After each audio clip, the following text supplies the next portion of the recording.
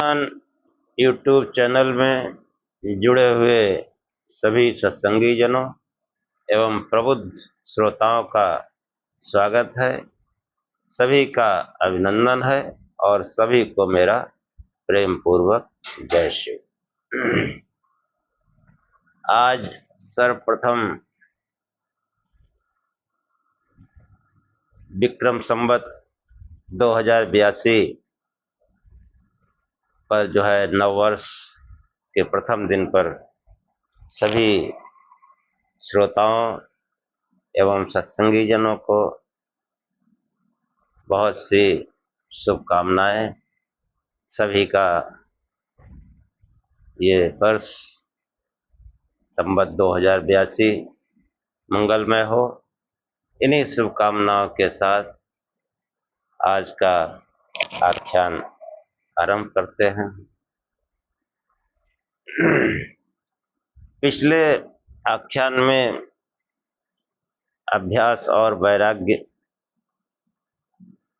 के बारे में चर्चा हुई कि उस चित्त निरोध जो है उसके लिए दो साधन प्रमुख हैं, अभ्यास और वैराग्य, यानी नियमित योग का अभ्यास और वैराग्य की भावना। हाँ, दोनों एक दूसरे पूरक। अभ्यास भी बिना वैराग्य के नहीं हो सकता, क्योंकि केवल बातें बनाने का काम योग नहीं, योग में कुछ करना पड़ता है, इसलिए अभ्यास जरूरी है। जब तक संसार में मन घुसा हुआ है कायदे से, योग नहीं हो सकता। और योग हो रहा है तो वैराग्य भी आसानी से आ जाता है।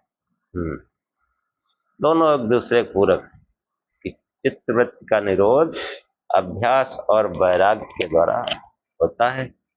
इस विषय पर चर्चा की गई और इसके आगे जो है पर वैराग्य आता है। वहीं से आज का आख्यान आरंभ करते हैं। ओम अष्टतो मा सद्गमय तमसो मा ज्योतिर्गमय मृत्योर्मामृतं गमय। हे परम गुरु परमात्मा, मुझे असत्य से सत्य की ओर ले चलो, अंधकार से प्रकाश की ओर ले चलो तथा मृत्यु से अमरता की ओर ले चलो। ये सबसे पहले थोड़ा सा नववर्ष पर चर्चा करते हैं कि विक्रम संवत जो है इसका नाम क्यों है। महाराज विक्रमादित्य, उनके नाम से जो है ये विक्रम संवत चला रहा है। आज के करीब 2500 वर्ष पूर्व राजा विक्रमादित्य हुए, बहुत प्रतापी राजा और सच्चे सनातनी। तमाम शक होड़ पूरे भारत में जो है घुस आए थे, जिन्होंने कई प्रांतों पर अपना कब्जा कर लिया था। उन सबको खदेड़ते हुए बिल्कुल जो है अरब तक खदेड़ा उस प्रतापी वीर राजा ने, और वहां जाकर महाकालेश्वर की स्थापना की, मंदिर की। ऐसे महान प्रतापी राजा विक्रमादित्य के नाम पर ये विक्रम संवत है। ये हमको याद होना चाहिए, हमको इस अपने नववर्ष पर गर्व होना चाहिए। नववर्ष ये तो अपने आप ऑटोमेटिक हर्षोल्लास प्रारंभ हो जाता है। हम जब 1 जनवरी नववर्ष मनाते हैं, हैप्पी न्यू ईयर, अजीब गरीब है। हाँ, कोई पिए घूम रहा, कोई कुछ कर रहा, हुड़दंग मच रहा है। और ये भारतीय नववर्ष देखो, घर घर में आध्यात्मिक अनुष्ठान पूरे एक दिन में 9 दिन तक चले। लेकिन हमारे बहुत से पढ़े लिखे विद्वान, उनको इस नववर्ष पर कोई उसका मनन चिंतन नहीं, कोई गर्व नहीं, जबकि वो सामाजिक मान्यता प्राप्त है। हर जगह नवरात्रि में हम शक्तिशाली बने, इसलिए देवियों की दिव्य शक्तियों का आवाहन किया जाता है, दिव्य शक्तियों का आवाहन किया जाता है। और उन दिव्य शक्तियों के बारे में हम अपने पिछले आख्यान में बता चुके हैं, पिछले आख्यानों में। हाँ, प्रारंभ में ही ब्रह्म चक्र है, और वो ब्रह्म यज्ञ है, और जो मुंडक उपनिषद के आरंभ के जो दो तीन आख्यान है, उनमें जो है इन दिव्य शक्तियों का, इन देवियों का बहुत वर्णन है। जैसा प्रचलन में है वो थोड़ा सा विकृत रूप है, लेकिन वास्तव में वो दैवी शक्तियों को जागृत करने का समय है, यानी ध्यान करने का समय है। ध्यान करने से जो है हमारे समस्त शक्ति के अंदर जागृत हो जाते हैं। मूलाधार से लेकर सहस्रार तक, भूलोक से लेकर ब्रह्मलोक तक, ब्रह्मरंध तक, और उन सभी में जो दिव्य शक्तियां हैं, जो पावर है, वो सब जग जाते हैं।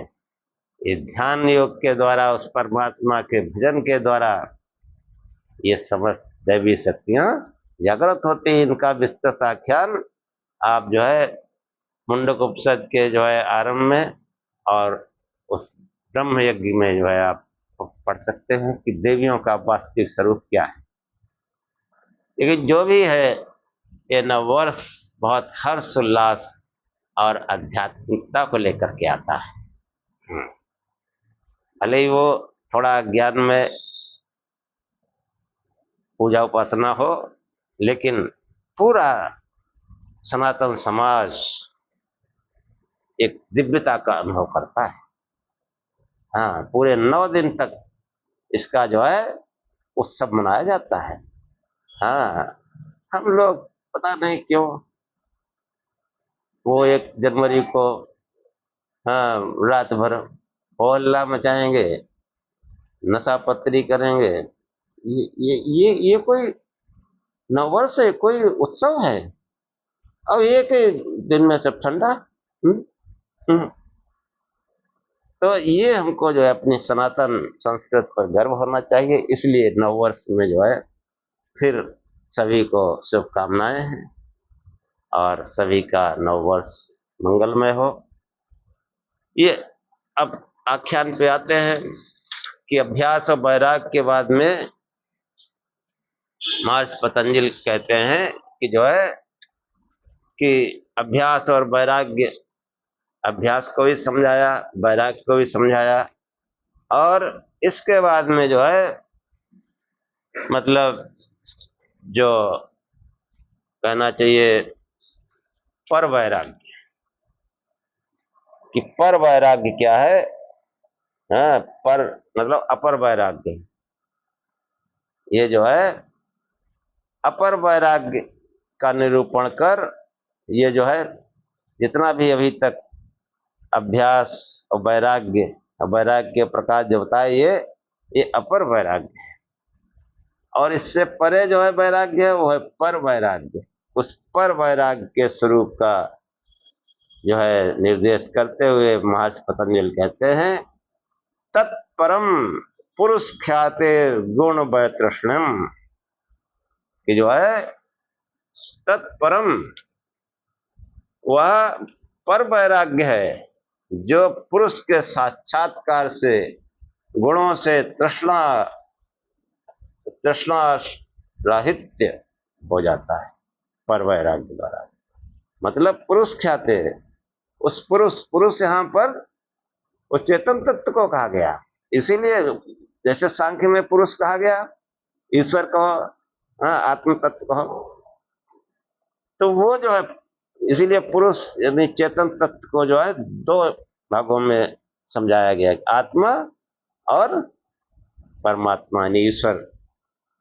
आत्मा की भी परम आत्मा वो परमात्मा कहा जाता है। उस पुरुष के जो है साक्षात्कार से, गुणों से रहित, तृष्णा से रहित जो है हो जाना, ये पर वैराग्य कहा जाता है। कि संप्रज्ञात समाधि के अभ्यास की निपुणता यानी पूर्ण दशा प्राप्त हो जाने पर त्रिगुणात्मक अचेतन प्रकृति और उसके विकारों से चेतन आत्म तत्व के भेद का साक्षात्कार हो जाता है। इसी का नाम प्रकृत पुरुष विवेक ख्याति है, जिसको सूत्र में पुरुष ख्याति पद से कहा गया है। जो है तत्परम पुरुष ख्याते गुण वैतृष्णम, जो है यह साक्षात्कार समस्त गुणात्मक व्यवहार में पुरुष के तृष्णा रहित को उत्पन्न कर देता है। तात्पर्य है कि पूर्ण रूप से तृष्णा का न रहना पर वैराग्य है। किसी भी तृष्णा मतलब सांसारिक पदार्थों का उपयोग तो करना ही पड़ता है, करते ही है, लेकिन उनमें कोई तृष्णा प्रबल कामना नहीं होती। प्रबल कामना है उसको तृष्णा कहते हैं, वो तृष्णा रहित हो जाता है। पूर्ण रूप से तृष्णा का रहना जो है पर वैराग्य है। परंतु संप्रज्ञात समाधि की ये दशा वृत्ति रूप होती है। विवेक ख्यात गुणों की एक अवस्था है। रजस तमस का उद्रेक न होने पर सत्व गुण की धारा प्रवाहित रहती है। योगी इसका भी निरोध कर पूर्ण शुद्ध आत्म स्वरूप में अवस्थित हो जाता है। कि जो है प्रकृत पुरुष विवेक ख्याति में जो है वो तृष्णा नहीं रहती, इसलिए उसको पर वैराग्य कहते हैं। और ये जो है ये दशा जो है वो संप्रज्ञात समाधि की ये दशा वृत्ति स्वरूप होती है। वो फिर कहीं न कहीं वृत्तियां उसमें जुड़ी रहती हैं। विवेक ख्यात गुणों की एक अवस्था है। सत्वरजतम का उद्रेक न होने पर जब सत्य गुण की धारा प्रवाहित रहती है, योगी इसका भी निरोध कर देता है। सत्य का भी निरोध कर देता है। तब जो है पूर्ण शुद्ध आत्म स्वरूप में अवस्थित हो जाता है। इस प्रकार जब समस्त गुण वृत्तियां समाप्त हो जाती हैं, वह वैराग्य की पराकाष्ठा, जिसको आगे चलकर धर्म में समाधि कहा गया नाम से योग शास्त्र में, जो अंत में जो चतुर्थ अध्याय है कैवल्यपाद, उसमें इसका धर्म में समाधि का वर्णन आया है। वो जो है उसको पर वैराग्य कहा है। कि जब उसका सत्य में भी कोई आस्था नहीं रहती। पहले हम लोग कहते हैं प्रकाश स्वरूप से ध्यान करो, फिर उसको इस बात का भी कोई इसका बात का भी कोई चिंतन मनन नहीं रहता। वो मतलब अपने फिर वो स्वरूप में ही रहने लगता है। वो संसार के जो है समस्त वृत्तियों के बीच दग्ध हो जाते हैं। ऐसी अवस्था में जो है वो उसको पर वैराग्य हो जाता है। कि पहले जो अभ्यास और वैराग्य का वर्णन किया गया वो अपर वैराग्य है। उस कहना चाहिए उस वैराग्य में भी जब कोई उसका भी चिंतन न रहे, उस अवस्था को पर वैराग्य कहा गया।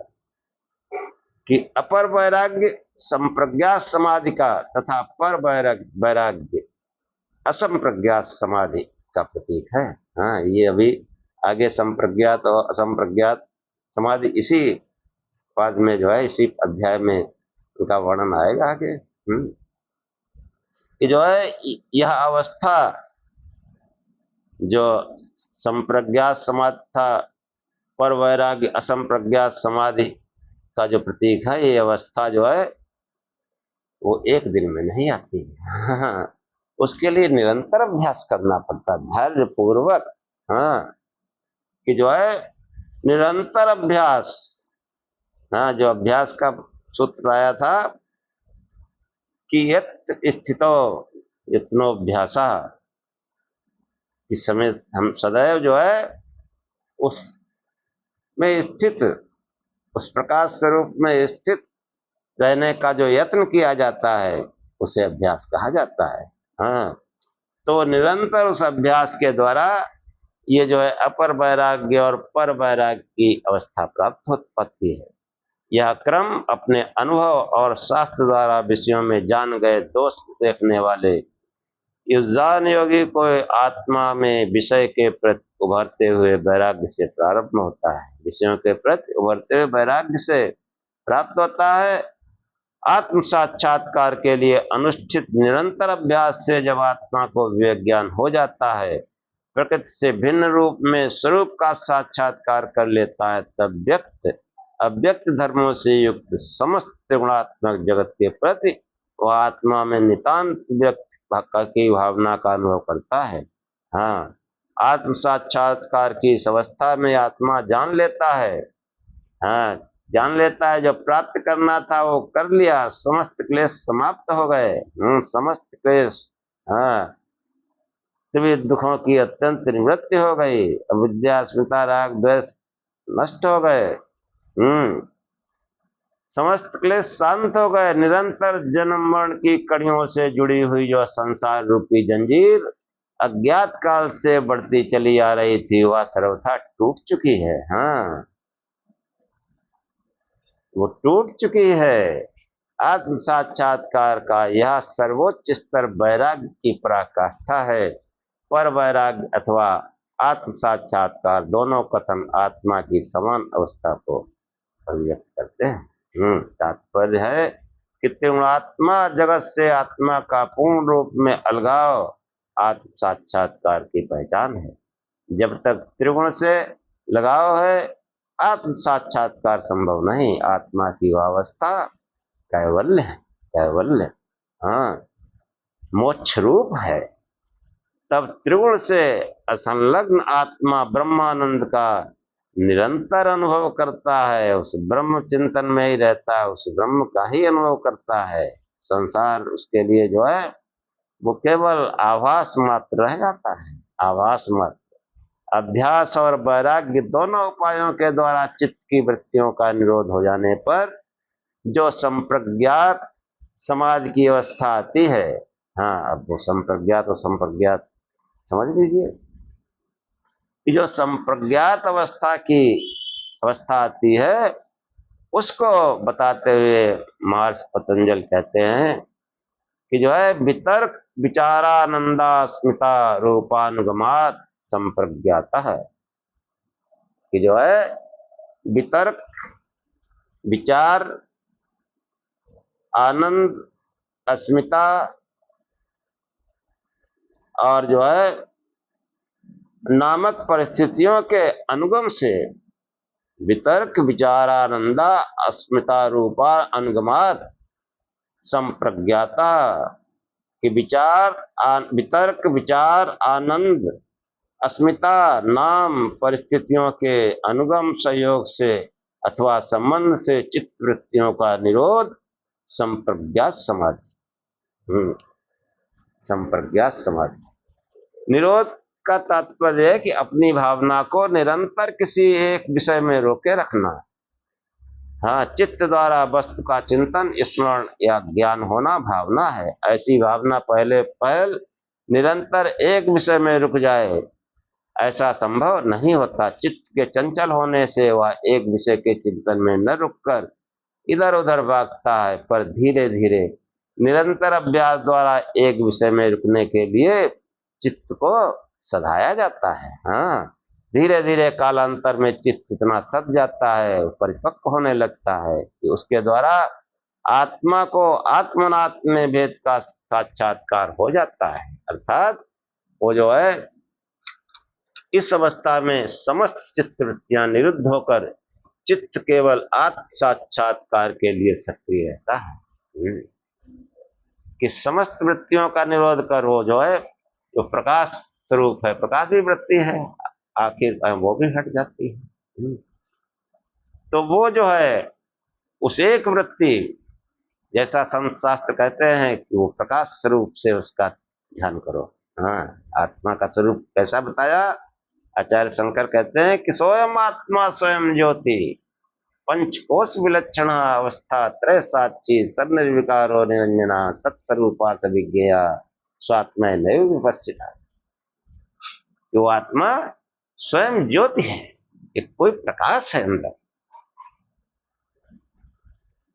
और देखो इसीलिए मंदिर में प्रकाश दीपक जलाया जाता है कि उस दीपक को देखकर जो असली मंदिर या शरीर है उसमें उस ज्योति को देखने का प्रयास करें, उस प्रकाश स्वरूप से ध्यान करें। किसी भी लौकिक प्रकाश से आप ध्यान कर सकते हैं। उससे क्या होता है कि मन अभ्यास के द्वारा धीरे धीरे स्थिर हो जाता है, उस प्रकाश वृत्ति में लग जाता है। और वो प्रकाश वृत्ति जो प्रकाश आता है पहले, वो भी धीरे से उसकी जगह पर वो जो वास्तविक स्वरूप है वो भर जाता है। इन सब बातों को जो है आख्या में नहीं बताया जा सकता। संकेत मात्र है, प्रकाश स्वरूप से ध्यान करो बस। आगे तो स्वयं ही समझना पड़ता है। और शास्त्रों में ठीक से समझाया भी गया है कि जो है इस समाधि की प्रारंभिक स्थिति से लगाकर अंतिम स्तर तक जो क्रम है उसे 4 स्थितियों में प्रस्तुत किया गया कि वितर्कानुगत, विचारानुगत, आनंदानुगत, अस्मिता अनुगत। हाँ, वितर्क, विचार, आनंद, अस्मिता बताया गया। वितर्क, विचारा, आनंदा, अस्मिता अनुगमात संप्रज्ञाता, कि जो है समाज में के समस्त क्रम इन 4 स्तरों में विभाजित करने वाले आधार मूल के में 3 हैं, ग्रहीता, ग्रहण और ग्राह्य। समझो, ग्रहीता, ग्रहण और ग्राह्य। अंतिम ग्राह्य सूक्ष्म स्थूल भेद से 2 प्रकार का हो जाता है, इसलिए आधार 4 हो जाते हैं। इन्हीं के अनुसार समाज के वितर्क आदि 4 स्तर हैं। इन्हीं को दूसरे शब्दों में प्रमाता, प्रमाण, प्रमेय कहा जाता है। प्रमाता आत्मा, प्रमाण बाह्यकरण तथा अंतःकरण, प्रमेय सूक्ष्म स्थूल भेद से यथाक्रम तन्मात्र और स्थूल भूत। कि अभ्यास क्रम के प्रारंभिक स्तर पर जब चित्त द्वारा किए जाने वाले एक विषयक चिंतन में, एक विषयक यानी वो प्रकाश स्वरूप, हाँ, आत्मा कैसा प्रकाश स्वरूप, उसके चिंतन में आचार्य ने जो है भाई प्रचंड ज्ञान है। आचार्य ने जो है अपना सटीक तरीके से समझाया और बहुत ही उच्च कोटि के विद्वानों के लिए ज्ञान है। और इसको जैसा हमने अपने आचार्य से समझा व्यवहारिक दृष्टि से, तो उसको हम थोड़ा सा जो है सत्संग के हिसाब से समझाने का प्रयत्न करते हैं कि प्रकाश स्वरूप जो है एक विषयक चिंतन में, एक विषयक मतलब प्रकाश का चिंतन में ये चारों आधार अवभाषित रहते हैं। हाँ, सर्वप्रथम वृत्ति निरोध के लिए कोई स्थूल आलंबन अपेक्षित रहता है। जैसे लक्ष्य भेद का अभ्यास करने वाला व्यक्ति पहले स्थूल लक्ष्य का भेदन करता है, फिर अभ्यास द्वारा सूक्ष्म भेदन तक पहुंच जाता है। ऐसे ही योगाभ्यासी प्रथम चित्त वृत्ति निरोध के लिए स्थूल विषय का अवलंबन करता है। हाँ, और स्थूल में आ गए तो किसी प्रतिमा के आगे नमस्कार करते हैं। किसी प्रतिमा में तो काम चलेगा ना जो वेदानुकूल हो। हाँ, कैसा ब्रह्म, व्योम व्यापकम ब्रह्म वेद स्वरूपम, वेद जिसके स्वरूप का वर्णन करते हैं उस ब्रह्म का चिंतन, उससे जो है वो स्थूल आलंबन है। ये भगवान का साकार रूप है, वो वहां से प्रारंभ करना पड़ता है। अब वो कैसा है, वो करोड़ों सूर्य के समान प्रकाश वाला है, ऐसा भी बताया जाता है। तो कुल मिला के जो हमारे संत शास्त्र हैं वो उस प्रकाश स्वरूप से, हाँ, वो सत्य का प्रकाश, उसको जो है उसका चिंतन किया जाता है। उस आत्मा का जो प्रकाश है वो फैल रहा है, उसका चिंतन करना चाहिए। तो ये जो है तमाम तरह से लोग कोई जो है अपना दीवार में जो है गोला बना के, जैसे त्राटक जिसको कहते हैं, वो शुरू कर देते हैं। लेकिन सहज रूप में सीधे ध्यान लगा के बैठ जाओ, रीढ़ सीधी करो, और आज्ञा चक्र में जो है प्रकाश स्वरूप का ध्यान करो, बस इतना ही है। इतना ही है, इसी का अभ्यास करो। कोई पहले काल्पनिक प्रकाश लो, सांसारिक, हाँ बताया कि स्थूल विषय सांसारिक प्रकाश सब स्थूल है, सब एक तरह से। इनका जो है, इनको पहले ध्यान करते हैं, चाहे सूर्य हो, चाहे चंद्रमा हो, हाँ, या आप घर में बल्ब हो, दीपक हो, उसका चिंतन करिए। और उस चिंतन से फिर जो है वो वास्तविक प्रकाश उदय हो जाता है। और जब वास्तविक प्रकाश उदय होता है, श्वेता उपनिषद में बता चुके हैं, वो जो है योग का जो वर्णन है श्वेता उपनिषद में प्रकाशों का वर्णन है, उसी तरीके से प्रकाश आते हैं फिर। तो ये जो है योगाभ्यासी सर्वप्रथम चित्त निरोध के लिए स्थूल विषय का आलंबन करता है। यह आलंबन हाँ नाना प्रकार से करता है कि अथवा देह में नासिका का अग्रभाग आचार्यों ने उपयुक्त आलंबन बनाया है। हाँ, नासिका का अग्रभाग, ये कोई कोई इसको समझते हैं ये तो पूंछ है, ये जो है ये अग्रभाग है, आज्ञा चक्र।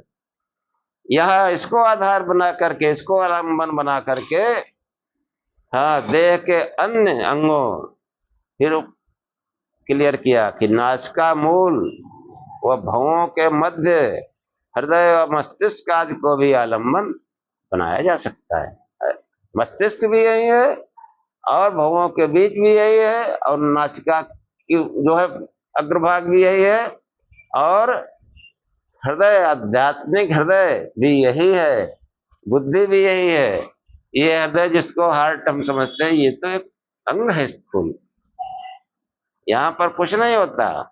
वास्तविक हृदय जो है, वास्तविक मस्तिष्क सब यही है। बुद्धि को, मस्तिष्क को, हृदय को, आज्ञा चक्र को, भवों के बीच में भ्रूर मध्य प्राणमावेश सम्यक योगी परम स्थान दिव्यम, श्री कृष्ण कहते हैं। श्री कृष्ण कहते हैं कि जो योगी है वो अंत में क्या होता है उसका, कि प्रयाण काले मनसा चलेन भक्त्या युक्तो योग बलेन चैव भ्रूर्मध्ये प्राणम आवेश्य सम्यक योगी परम स्थानमुपैति दिव्यम।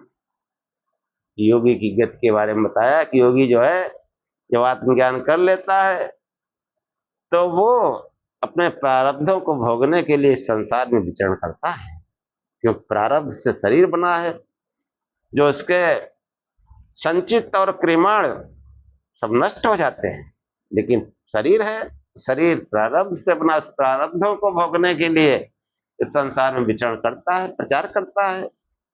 हाँ, कहीं कहीं ज्यादातर मान मिलता है, कहीं कहीं अपमान भी होता है, क्योंकि प्रारब्ध उसमें शुभ शुभ थोड़ा अशुभ भी है, इसीलिए वो जानता है कोई अपमान मिला तो वो भी अंदर अंदर मुस्काता है, भाई प्रारब्ध है भाई, इसीलिए यहाँ अपमान हुआ है, उसमें कोई फर्क नहीं पड़ता, तो ब्रह्म भाव में घूम रहा है।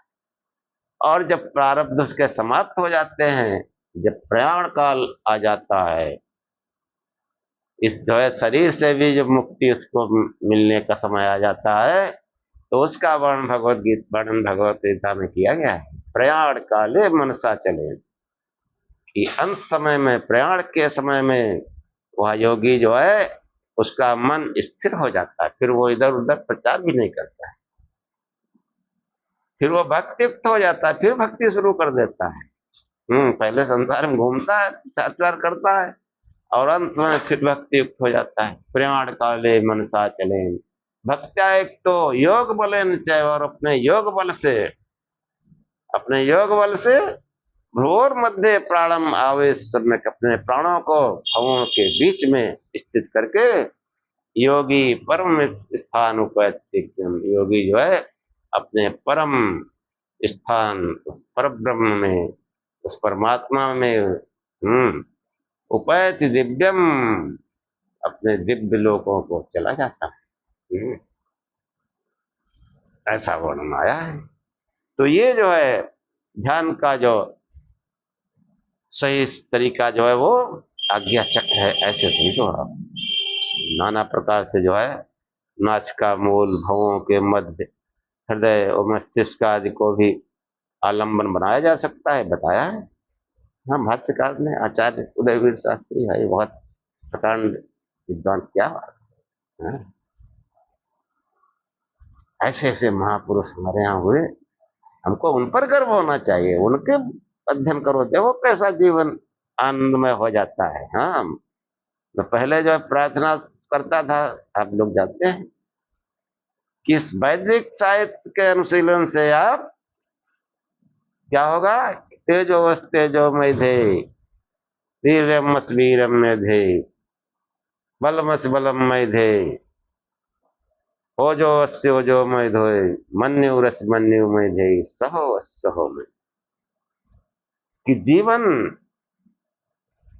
जो है तेजस्वी हो, तेज युक्त हो, जीवन जो है पराक्रम युक्त हो, जीवन बल युक्त हो, जीवन जो है वो ओज युक्त हो, आत्मिक तेज युक्त हो, और अन्याय और अधर्म के खिलाफ लड़ने वाला हो, और बहुत ही धीर हो। ऐसा व्यक्तित्व का जो है निर्माण इस वैदिक साहित्य के मनन चिंतन से होता है। पूर्ण मनुष्य, ये हमारा सनातन है। तो ये जो है, अब देखो ये जो वितर्क विचार, इनकी जो बात कही गई, अब इनको थोड़ा सा समझ लीजिए कि जो संप्रज्ञात समाधि कही गई कि वितर्क विचारा, हाँ, वितर्क विचार और आनंद अस्मिता, वितर्क विचार आनंद अस्मिता अनुगमात संप्रज्ञाता, ये क्या है, चारों चीजें, इनको समझिए कि निरोध के इस स्तर में, यानी वितर्क चिंतन का विषय स्थूल है, जो स्थूल भूतों के का विकार होने से स्थूल भूत रूप है। इस स्तर के चिंतन में स्थूल भूत, उनके कारण तन्मात्र तथा प्रमाण बाह्य एवं अंतःकरण तथा प्रमाता आत्मा चारों आधार वास्ते हैं। तात्पर्य है कि साधारण ज्ञान और चिंतन आदि में प्रमाता प्रमाण प्रमेय की जो स्थिति होती है, वही स्थिति योग में के इस स्तर में रहती है। अंतर केवल इतना है कि साधारण स्थिति में वृत्तियों का विषय बदलता रहता है, पर योग के इस स्तर में वृत्ति के विषय बदलने की स्थिति आने पर नए विषय को दूर हटाने का प्रयास किया जाता है, तथा पूर्वानुव्रत विषय में ही चित्त को पुनः रोकने का प्रयत्न किया जाता है। पूर्वानुगत मतलब उस आत्म चिंतन, उस प्रकाश स्वरूप चिंतन में जो है बार बार जो है लाया जाता है।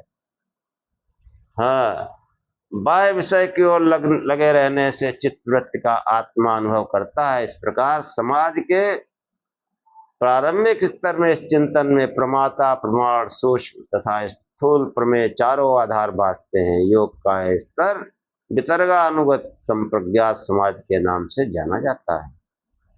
दूसरा है विचारानुगत संप्रज्ञात समाधि।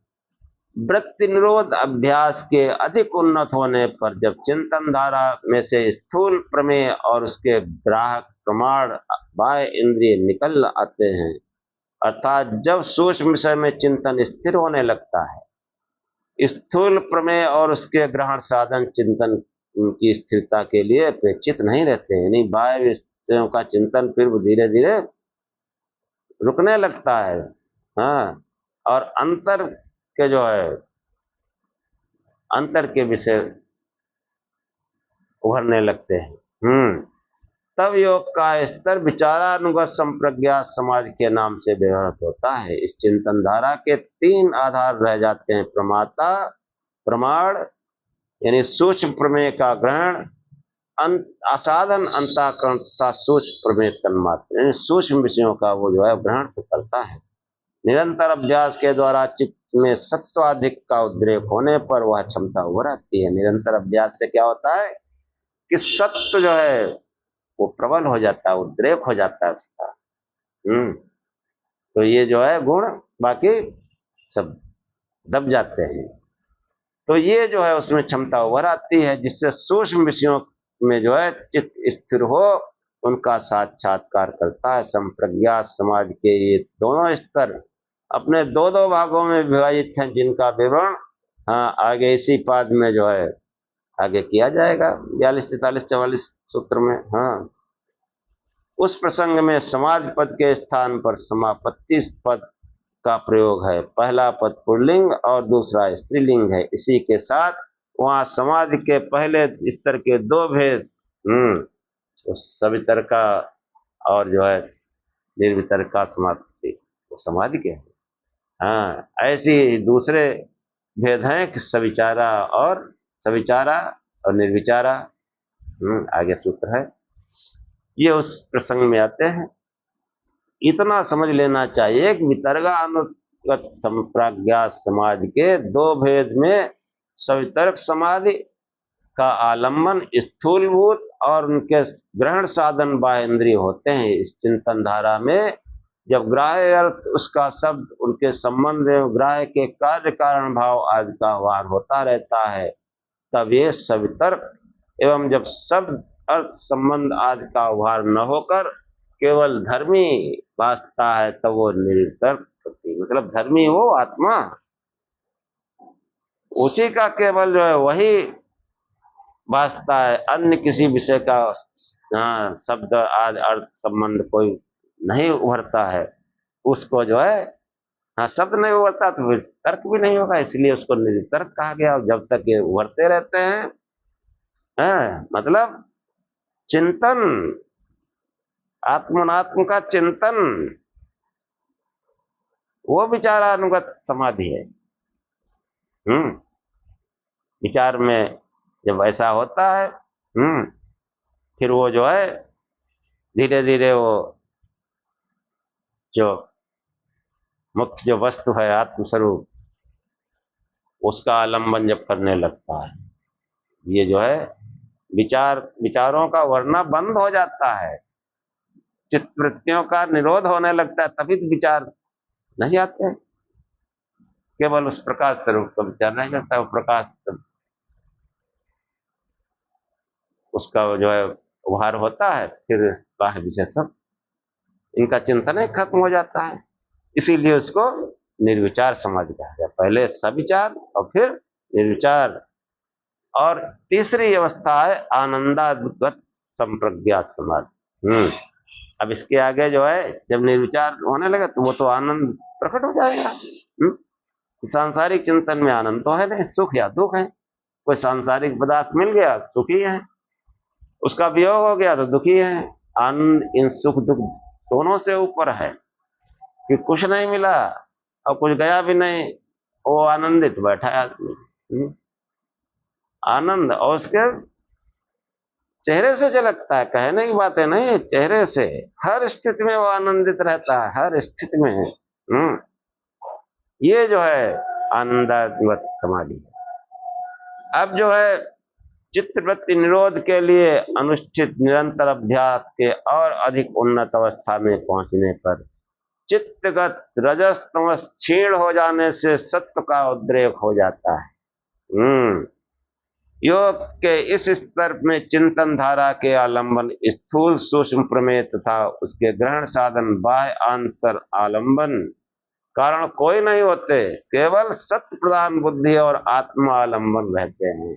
हाँ, इस दशा में सत्य प्रधान बुद्धि के सहयोग से आत्मा जड़ चेतन के भेद का साक्षात्कार करता है। इस विवेक ज्ञान से आत्मा को एक आनंद रूप अति अनुकूल अनुभूति होती है।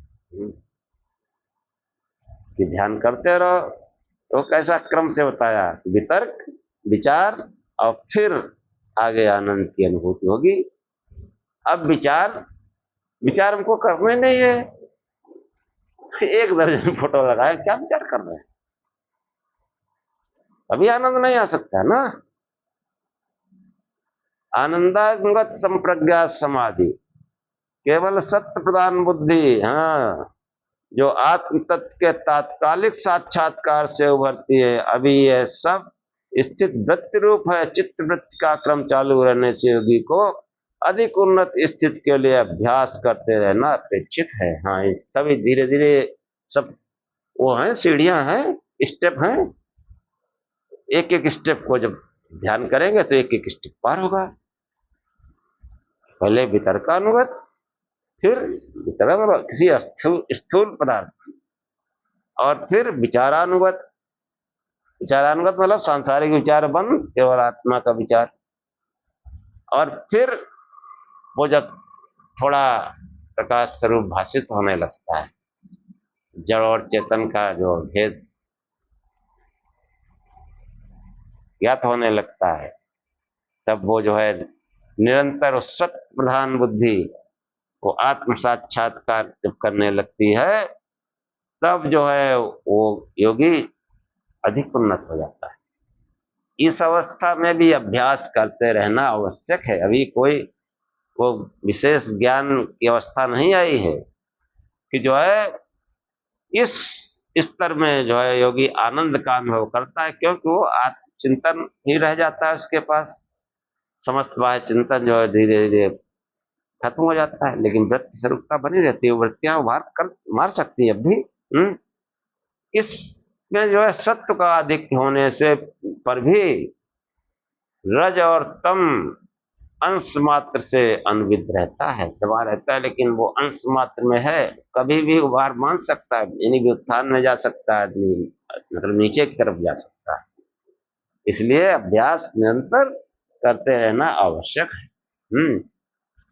और इसके बाद में जो है अस्मिता अनुगत संप्रज्ञात समाधि, योग की उक्त स्थिति प्राप्त होने पर पुनः अधिक निरंतर अभ्यास से जब रहा सा रजस तमस लेस और क्षीण होने लगता है, जो थोड़ा बहुत था वो भी क्षीण होने लगता है, सत्य का प्रकाश बढ़ जाता है, तब ऐसे शुद्ध चित्त के सहयोग से आत्म स्वरूप का साक्षात करता है।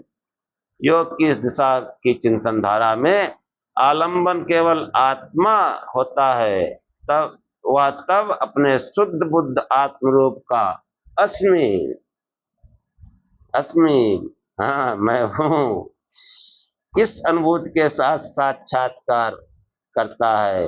इसी आधार पर योग के इस स्तर का नाम अस्मिता अनुगत है। अस्मिता अपनी जो है वास्तविकता को से अनुगत हो जाता है। हाँ, इसीलिए इसका नाम अस्मितानुगत संप्रज्ञात समाधि है। कि वितर्क, विचार, आनंद और अस्मिता अनुगमात संप्रज्ञातः प्रारंभिक स्तर से अंतिम स्तर तक समस्त संप्रज्ञात समाधि का आलंबन क्षेत्र व स्थूल ग्राह्य ग्रहण साक्षात्कार से लगाकर आत्म साक्षात्कार पर्यंत प्रत्यात्मक है।